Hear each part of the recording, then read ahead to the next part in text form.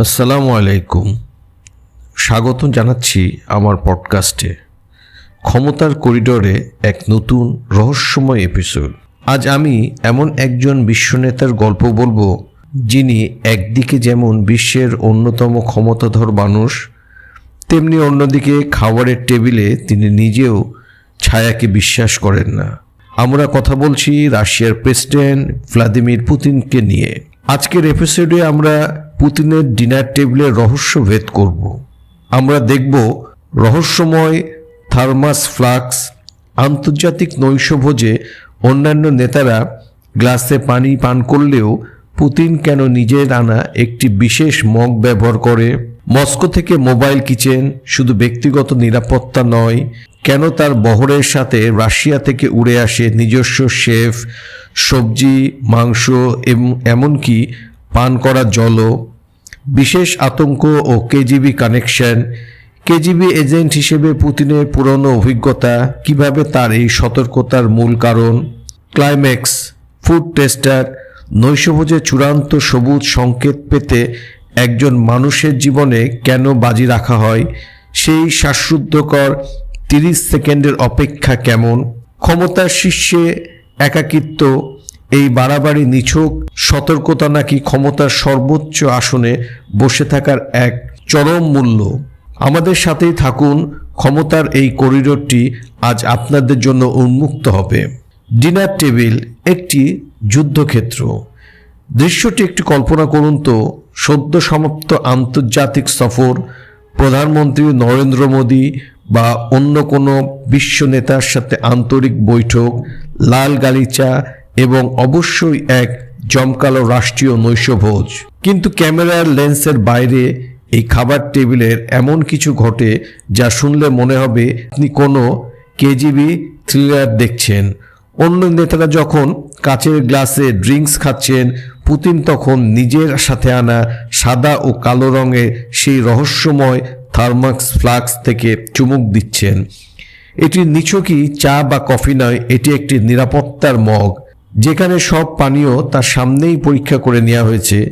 আসলে পুতিন যখন বিদেশ সফরে যান, তখন তার বহরের সাথে শুধু ব্যক্তিগত নিরাপত্তার দল থাকে না, থাকে একটি সম্পূর্ণ মোবাইল কিচেন ইউনিট, তার সাথে থাকে নিজস্ব শেফ, রান্নার সমস্ত উপকরণ, শাকসবজি, মাংস, মশলা এবং এমনকি পান করার বিশেষ জলও সিলগারা কন্টেনারে রাশিয়া থেকে উড়ে আসে।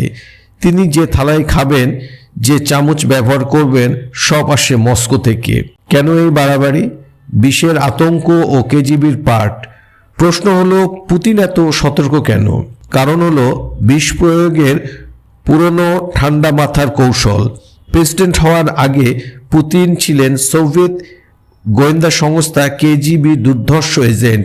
তিনি খুব ভালো করে জানেন রাজনৈতিক হত্যার বিষের ব্যবহার কত দীর্ঘদিনের এবং কত কার্যকর কৌশল।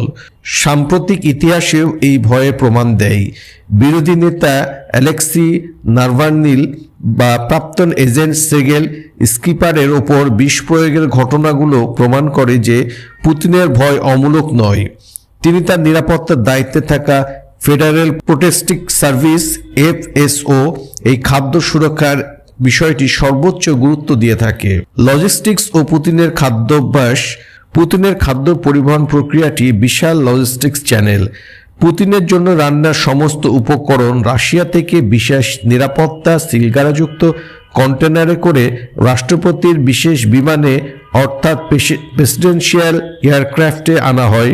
গন্তব্যে পৌঁছানোর পর রান্নার স্থানটিকে অস্থায়ীভাবে উচ্চ নিরাপত্তা অঞ্চল হিসেবে ঘোষণা করা হয় এবং এফএসও এজেন্টরা 24 ঘন্টা পাহারা দেয়।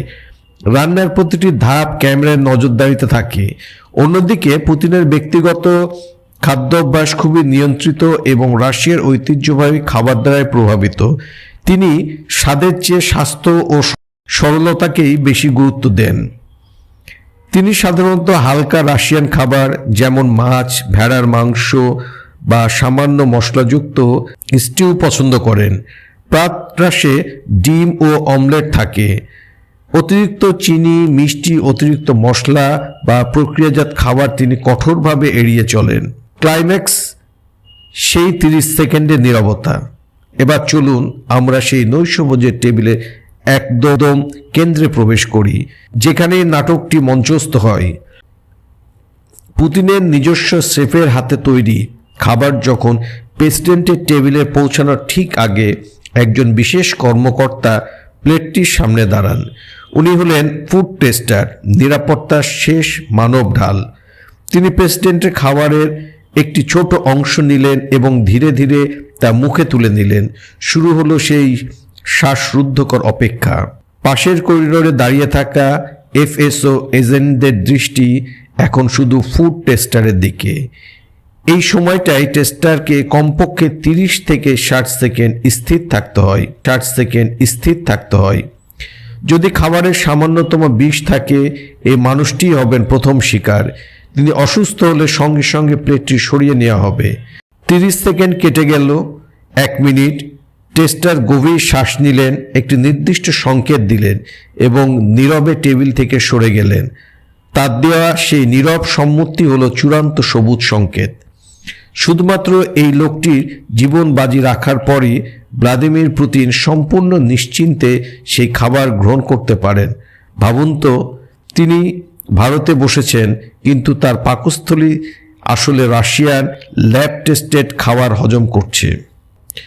অনেক বিশ্ব নেতার কঠোর প্রোটোকলের মেনে চলেন, কিন্তু পুতিনের এই কঠোরতার বিশেষভাবে উল্লেখযোগ্য, কারণ তার প্রোটোকল নিছক স্বাস্থ্যের জন্য নয়, এটি সরাসরি জীবন বাঁচানোর একটি প্রচেষ্টা, যা তার কেজিবি ব্যাকগ্রাউন্ড এবং ক্ষমতা ধরে রাখার কঠোর মানসিকতা থেকেই এসেছে। এই হলো সর্বোচ্চ ক্ষমতার চরম মূল্য। এই ডিনার টেবিলের নাটকটির নিছক নিরাপত্তার প্রোটোকল নয়, এটি একজন মানুষের দীর্ঘদিনের প্যারানোসিয়া এবং ক্ষমতার লড়াইয়ে টিকে থাকার কঠোর প্রতিজ্ঞার প্রতিফলন। যেখানে বন্ধুত্বের ডিনারেও অনেকে নিজের জীবনের জন্য অন্যের জীবন বাজি রাখতে হয়। আপনার কি মনে হয় একজন বিশ্ব নেতার জন্য এই মাত্রার সতর্কতাই কি ন্যায্য, নাকি এটি অহেতুক বাড়াবাড়ি? কমেন্টে অবশ্যই জানাবেন। দেখা হবে পরের এপিসোডে ক্ষমতার অলিন্দে লুকিয়ে থাকা নতুন কোনো অজানা বিষয় নিয়ে। আল্লাহ হাফেজ।